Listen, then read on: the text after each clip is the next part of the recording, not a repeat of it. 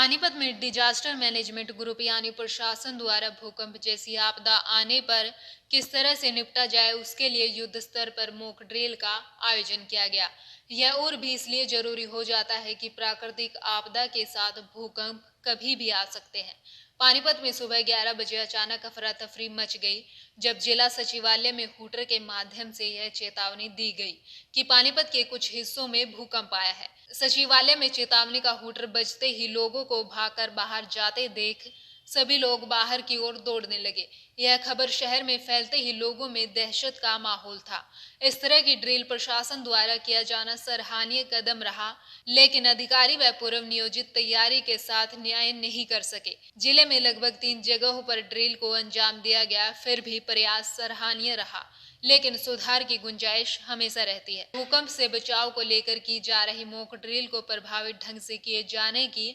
वजह से कई लोग बदहवासी की हालत में सिविल अस्पताल पहुंचे। वहां देखा तो डॉक्टर घायलों का इलाज करने में लगे हुए थे। शहर की सड़कों पर एम्बुलेंस और पुलिस की गाड़ियां सायरन बजाती हुई दौड़ रही थी। इससे भूकंप की सूचना आसपास के लोगों को भी मिलने लगी। करीब 2 घंटे के बाद जिला प्रशासन की ओर से लोगों को बताया गया कि आपको घबराने की जरूरत नहीं है। यह जिला प्रशासन और सुरक्षा एजेंसियों की मॉक ड्रिल थी। भविष्य में अगर भूकंप आता है तो किस तरीके से प्रशासन कितना तैयार है और लोग अपने बचाव के लिए कितना जागरूक है, जिला प्रशासन की सूचना के बाद लोगों की सांस में सांस आई। प्रशासन को इस तरह की तैयारी और रिहर्सल करते रहना चाहिए ताकि इस बार ट्रायल में जो कमी रह गई उन्हें दूर किया जा सके और भविष्य में किसी भी खतरे से निपटने में प्रशासन के लोग और जनता खुद ही सक्षम हो। इस मॉक ड्रिल में हालांकि कुछ कमियां भी रही, जिसे प्रशासन के अधिकारियों ने स्वीकार किया। जिला उपायुक्त ने कहा कि वह मौजूदा कमियों को दूर करके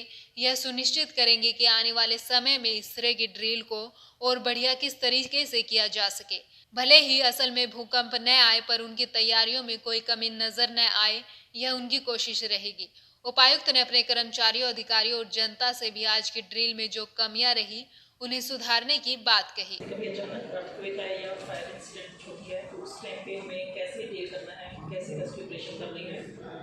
तो सभी विभागों के अधिकारी हमारे साथ मौजूद थे। हमने 3 लोकेशन आइडेंटिफाई की थी कि जहाँ हमने विजिट किया कि डैमेज हुआ है काफ़ी। एक तो मिनी सेक्रेटरीट, रेड क्रॉस की बिल्डिंग और तीसरा हमारा मालिका में था एसडीएम ऑफिस। तो तीनों जगह हमारे इंचार्ज थे जिनको हमने डेजिग्नेशन दिया इंसिडेंस कमांडर का। उनके साथ उनकी अपनी पूरी टीम तैयार थी जो जो उनको मैन पावर चाहिए थी। तो जहाँ जितनी जैसे डैमेज हुई है उस हिसाब से उन्होंने अपनी प्लानिंग करी और उस हिसाब से जितनी फायर ब्रिगेड एम्बुलेंस जो डिमांड थी उनकी, हमारा जो स्टेज एरिया हमने बनाया था कि जहाँ पे सारी इंस्टेंट फैसिलिटी अवेलेबल थी। हमारे पास इंसिडेंस कमांडर से मैसेज आया कि जहाँ जहाँ उनको जितना नुकसान हुआ उनको क्या रिक्वायरमेंट थी परसेंटेज में पावर में, तो स्टेजिंग एरिया तक हम लोगों ने मैसेज दिया और वहाँ से स्टेजिंग एरिया के जो इंचार्ज थे उन्होंने उन्हीं 3 लोकेशन पे जैसे जैसे रिक्वायरमेंट थी उस हिसाब से मैन पावर भेजी, एम्बुलेंस भी भेजी और उन लोगों ने जितना भी कैजुअलिटी थी या जितने इंजर्ड पर्सन थे उन सबके लिए एम्बुलेंस की फैसिलिटी लेते हुए उनको सिविल हॉस्पिटल तक पहुँचाया। तो सिविल हॉस्पिटल में भी हमारे अरेंजमेंट थे, वहाँ पे सिंगल सब की टीम अवेलेबल थी, हमने वहाँ भी विजिट किया। और जैसी जैसी रिक्वायरमेंट थी कि किसी को छोटा ट्रीटमेंट चाहिए था, किसी को जो ज़्यादा नुकसान पहुँचा था उनको आगे फर्दर खानपुर मेडिकल कॉलेज में भी उन्होंने रेफर किया। तो इस तरह की हमने एक मॉक ड्रिल एक्सरसाइज की है जिसमें हमने एहसास किया कि हमारे पास अगर इस तरह का कुछ डिजास्टर होता है तो हमारी टीम उसको कैसे डील करेगी। तो भी हमने अपने हमारे जो 3 इंसिडेंस कमांडर थे, तीनों लोकेशन के इंचार्ज थे, उनके साथ अपना एक्सपीरियंस भी शेयर किया हमने कि जो ये एक्सरसाइज आज हमने की है उसमें किस तरह को सफलता मिली और फ्यूचर के लिए हमें और क्या प्रिकॉशन लेनी चाहिए ताकि हम और बेहतर तरीके से इस तरह की आपदा को निपट सकें। टोटल कितनी कैजुअलिटी थी, कितने घायल थे, कितना रेफर किया? ये जस्ट इमेजिनेशन थी सर कि हर लोकेशन पे जैसे यहाँ पे 10 की इमेजिनेशन की 10 इंजर्ड हुए हैं, इस तरह से इस पालका में भी 10 की थी, 8 इनके रेड क्रॉस के थे, इसमें कुछ इंजर्ड भी थे और वो सब हॉस्पिटल गए और वहाँ पे कैजुअलिटीज़ क्या कैजुअलिटीज़ यू मीन डेड? हाँ कि जैसे कुछ हुआ है जैसे इन्फॉर्मेशन आई थी कुछ को जस्ट मतलब कि चोट लगी है, थोड़ा मोटा नुकसान हुआ है बॉडी को और जिसमें किसी की डेथ हो गई है, तो उस तरह की जो फीडबैक आई थी उस सबसे फिर उनका आगे डेफिशिएंसीज क्या पाई गई है, कहाँ कहाँ कमियाँ रही? और डेफिशिएंसी बिल्कुल थोड़ा लगा कि जैसे एम्बुलेंस को जाने के लिए जो स्पेस चाहिए था, पुलिस की तरफ से जो वर्क अरेंजमेंट रहनी चाहिए थे कि सड़क को थोड़ा खाली रखवा के थोड़ा उसमें उनको कमी नजर आई कि थोड़ा पुलिस को और एक्टिव होना चाहिए था ताकि एम्बुलेंस जल्दी उस पर सिविल हॉस्पिटल पहुँच सकती और अच्छा सा ट्रीटमेंट को बेटर जल्दी मिल पाता। एक ये रही है थोड़ा था कि जितना जागरूक होना चाहिए था पब्लिक को कि जैसे हर फ्लोर से इवैक्यूएशन शुरू करी है तो पब्लिक जस्ट एक जगह पे इकट्ठी सी हो गई है क्योंकि जस्ट एक मॉक ड्रिल थी शायद इस तरह से मेंटली प्रिपेयर नहीं थे पूरी तरह से लोग, तो थोड़ा उनको लगा कि पब्लिक की अवेयर नहीं दिखी है। तो ये दो चीज़ें नोटिस में आई हैं और बाकी ये भी नोटिस में आई कि हर डिपार्टमेंट को भी अपना एक प्लान पहले से भी बना के रखना चाहिए। ये भी तो था कि सभी डिपार्टमेंट ने मिलकर इस चीज़ को किया कि इमरजेंसी की जैसे कि बिजली की सप्लाई बंद हो गई है तो पानी की सप्लाई भी साथ ही साथ बंद होती है क्योंकि नहीं चल पाती है, तो उस केस में पब्लिक हेल्थ की अपनी क्या प्लानिंग है कि इमरजेंसी में अगर उनको वाटर सप्लाई इंश्योर करनी है तो कैसे करेंगे, बिजली की सप्लाई सिविल हॉस्पिटल में बंद हो गई है तो उस टाइम पे अपने क्या अरेंजमेंट्स है, इंटरनल अरेंजमेंट क्या है इलेक्ट्रिसिटी डिपार्टमेंट का कि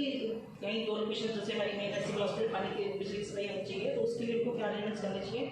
वो एक इंटरनल प्लानिंग की भी कमी थी कि उन्होंने अभी तक प्लान नहीं कर रखा था, तो अभी डायरेक्शन दी कि इंटरनल प्लान उनका हमेशा अवेलेबल रहना चाहिए। और साथ ही ताकि जैसे इनकी बात करती है कि हमारे पास मोबाइल ट्रांसफॉर्मर्स होते हैं उनको भिजवाते हैं कहीं तारों का लॉस हुआ या बोल्ड डैमेज हो गए हैं तो इनके पास इंटरनल अपना कितना मटेरियल है कि उस टाइम पे परचेज करने के लिए इनके पास इतना रखने होता है कि हमें कहीं इमरजेंसी में सप्लाई इंश्योर कर रही है, तो ये इंफ्रास्ट्रक्चर भी अपना पहले से तय करके रखे कि उनके स्टोर में कितना मटेरियल है और सब वो फंक्शनल कंडीशन में होना चाहिए कि उसको भी है कि 2-3 महीने में अपना रिव्यू करते रहे, उसकी चेकिंग करते रहे मटेरियल की ताकि जब इस तरह की कभी आपदा आए